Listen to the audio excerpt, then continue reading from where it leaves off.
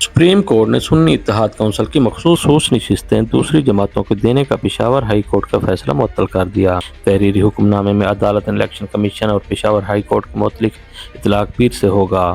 Supreme court نے attorney general, چاروں advocate general کو معاونت کے لیے طلب کر لیا۔ فیصلے میں کہا گیا کہ سنی اتحاد کونسل کی حد تک فیصلے معطل کیے جاتے ہیں۔ الیکشن کمیشن کے وکیل کے مطابق سنی اتحاد کونسل نے الیکشن میں حصہ نہیں لیا۔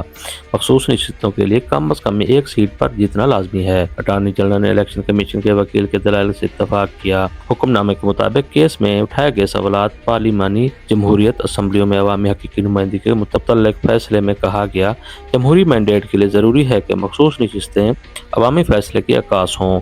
سب سے اہم ترین چیز انتخابی عمل کی ساکھ ہے تاکہ پارلیمان صحیح معنوں میں عوام کی عکاسی ہو۔ آئینی تشریح کا معاملہ ہونے کے ناطے لارجر بینچ کی تشکیل کے لیے معاملات ججز کمیٹی کو بھیجا جاتا ہے۔ کیس کی آئندہ سماعت 3 جون کو ہوگی۔